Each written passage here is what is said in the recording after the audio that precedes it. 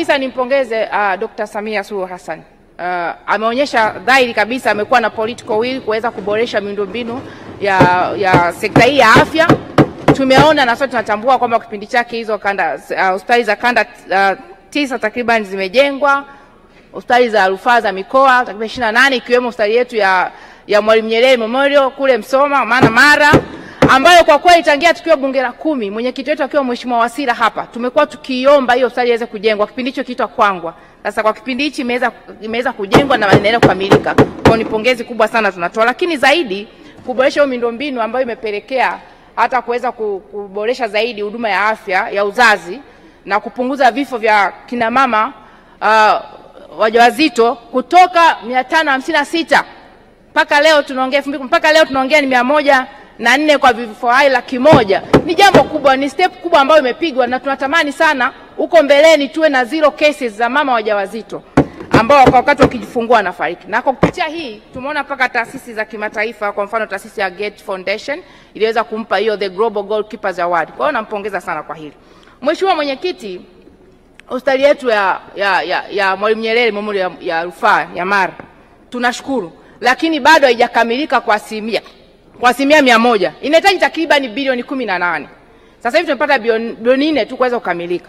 Lakini kuna wakandarasi ambao wamestop. Kuna mkandarasi wa umeme wa TAMESA, mkandarasi wa lifti, mkandarasi wa kutoka Chuo Kikuu cha Ardhi, wale wamesimama kazi. Tunahitaji fedha ziende hiyo hospitali iweze kuweza kuwekewa vifaa kwa ukamilifu. Mmetuletea vifaa ambavyo vinahitaji umeme lakini havitumiki. Kwa mfano mortuary operate, X-ray mashine nyingine za kisasa hazi operate kwa sababu gani? Umeme haujawekwa kwa ukamilifu. Kwa tunaomba sana fedha ziende, hiyo hospitali imeshaanza kufanya kazi, iweze kusaidia wananchi wa mkoa wa Mara. Naomba sana hilo Mheshimiwa Waziri muweze kuzingatia, fedha ziende kwa wakati, au wakandarasi waweze kumalizia kazi zao ambazo wanaendelea kuzifanya pale. Lakini katika hospitali ile Mheshimiwa Waziri, barabara kufika hospitali hii ni mbaya sana.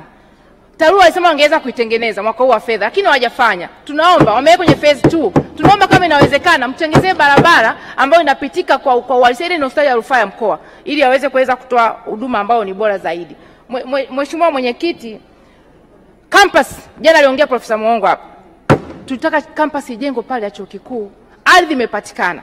Na kabla hajatoa hiyo ardhi eka 20 walikuwa wanasema fedha zipo zinahitaji ardhi. Tunaomba muweze kuongea na Wizara ya Elimu. Kama fedha zikopo za mradi watujengee ile campus ya Chuo Kikuu pale cha afya ndani ya ile ya Chuo Kikuu cha Mwalimu Nyerere. Mheshimiwa Mwenyekiti, kwa kuendelea kuna kijana anaitwa Edward Timoi. Huyu kijana amevumbua jamani robot medical beds ambayo ina uwezo kumchukua mgonjwa akiwa katika level yoyote ile, anaweza kutembea, hawezi kutembea, ikambeba kutoka pale ikampeleka sehemu mbalimbali kwenye emergency, ICU, wardini na kwenye radiology.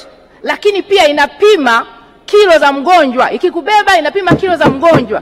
Na pia ametengeneza kifaa kingine cha gozi ambacho kina bend gozi kama mtu amepata accident, vina mawasiliano, vina communicate. Sasa huyu kijana amewatafuteni, hebu mwezesheni. Kitanda kimoja kina cost almost 16 million. Ametafutwa na watu wa nje ili aweze kuwapa code. Nao wamefika bili mpaka milioni 200 aweze kuwapa wao ujuzi. Wamchukua mpeleke nje wakae naye miaka 3. Tusipomchukua tukamtumia sisi kama Watanzania kama wizara, akishaenda nje tutaishia sasa siku import hizo vitanda kwa bei ghali zaidi. Mtafuteni, ameshawafikia. Mimi niliona presentation yake akifanya kule Iringa kwenye kongamano la kisayansi kwa wauguzi. Na anasema kufanya hivyo atasaidia wauguzi wengi. Amesema afanya tafiti, wauguzi wengi wanasema wanahamika migongo kwa sababu wanafanya pushing ile. Sasa hii robot itasaidia na itasave time ya wauguzi ambao wana spend pale. Na mbaya zaidi au nzuri zaidi, ile robot anasema ina memorize. Inaweza kumkumbusha hata muuguzi kwamba ni muda gani mgonjwa anatakiwa kupewa dawa.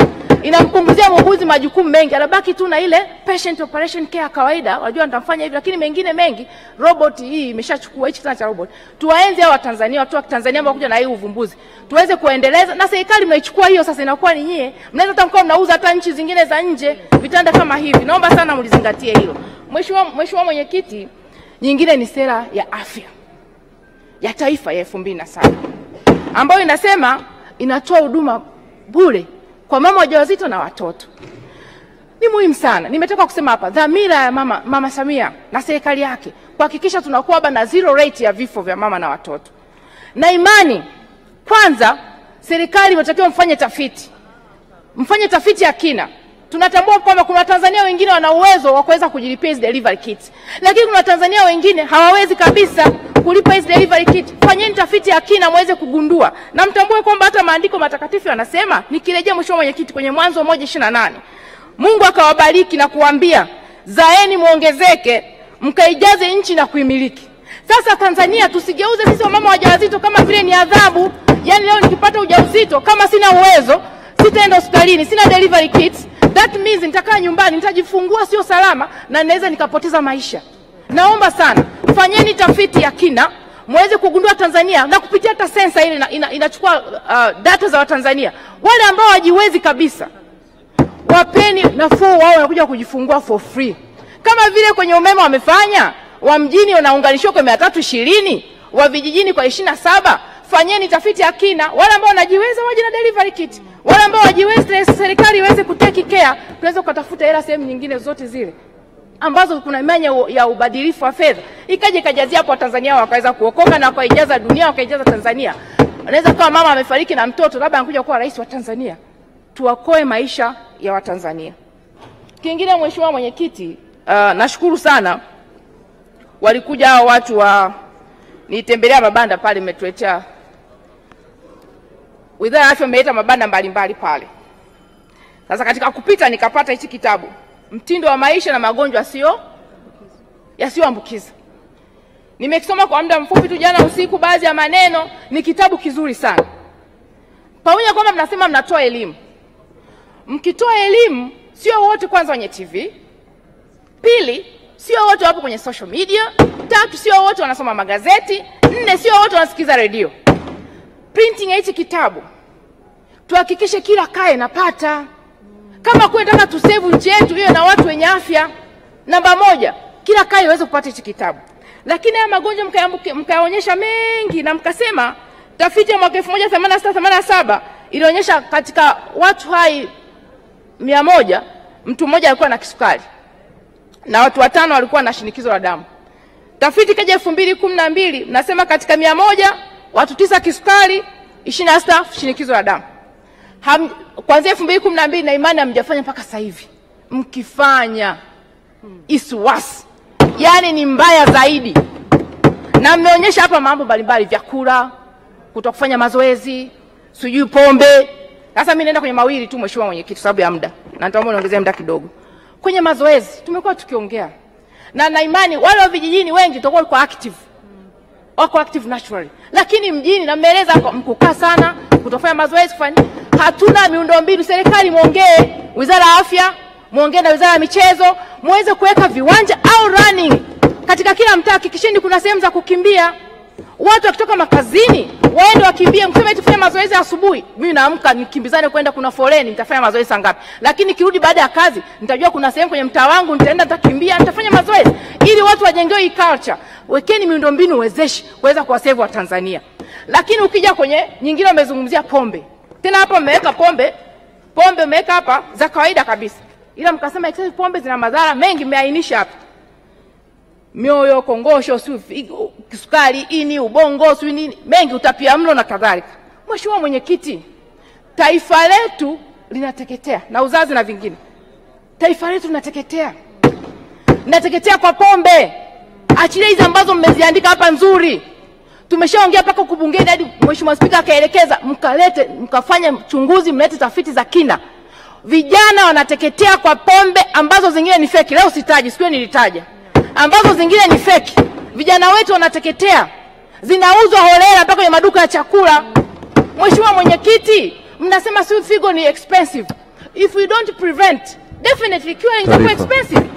Kama hatutazuia ambazo zinaleta magonjwa mengi, tutatumia fedha nyingi sana kuwatibu wa Tanzania. Taarifa Mheshimiwa Festo Sanga. Asante mheshimiwa. Nimpongeze mbunge hodari kweli wa Tarime, dada Esther, kwa mchango wake mzuri. Wabunge wengi tumezungumza hapa kuhusu bima ya afya kuchangia. Tutatafuta fedha nyingi sana, tutaweka kwenye mfuko wa bima afya na bima afya itawezeshwa. lakini mzigo tunaoutengeneza utakaoenda kutumia hiyo hela kwenye bima ya afya unaotokana na magonjwa yasiyo kuambukiza, na kwenye ilani inaelekezwa ukurasa wa 62 ilani mpya, itakuwa ni changamoto kubwa sana kama wizara haitakuwa na mkakati wa kudhibiti pombe zinazoleta magonjwa ya figo, zinazoleta magonjwa tofauti tofauti, kwa sababu mzigo wote wa fedha tunaopeleka kwenye bima afya utaenda kuisha kwenye magonjwa haya kama hatutadhibiti mapema. Asante Mheshimiwa Mwenyekiti. Mheshimiwa Stamatiko, napokea taarifa hiyo. Naipokea, ni very positive aspect. Ni kweli. Sasa hivi watu wajitibu. Ila tukija kuweka universal health coverage itakuwa ni bombshell. Kwa sababu tutakuwa tunatumia hela nyingi sana kutibu haya magonjwa. Kwa hiyo tukiwe to prevent, tuhakikishe tunadhibiti. Shirikiane na Wizara ya Viwanda na Biashara, fikieni mamlaka zingine zozote. Hizi pombe ziko mtaani, haziuzwi hata kwenye mastokist ambao wanatakiwa kuuza pombe. Zinauzwa kwenye maduka ya vyakula. Tunaua Tanzania, unakuta mtu anakunywa pombe, tunazika sana, labda nyamziki. Mtu anakunywa pombe, tena sio kupaka kwa figo. Mwingine anakufa tu kwa sababu anakunywa. Mtu ameshikilia energy drink, sio energy drink that one. Boda wengine sio energy drink ile. Vijana wanakufa. Wengine wanakula hawali, wanakufa. Taifa linateketea. Tuwasave. Yaani kama nchi mnatumia mitutu ya bunduki kulinda mipaka ya nchi, wakati ndani vijana wanateketea kwa vitu ambavyo mngeweza kuvifanyia serikali mkapunguza vifo vya Watanzania. Ninaomba sana Mheshimiwa Mwenyekiti, hii ni crisis, muiteke as a priority, muhakikishe mnadhibiti pombe zote hizi, na mdhibiti hata watu wanaouza rejareja, wakikamatwa washtakiwe.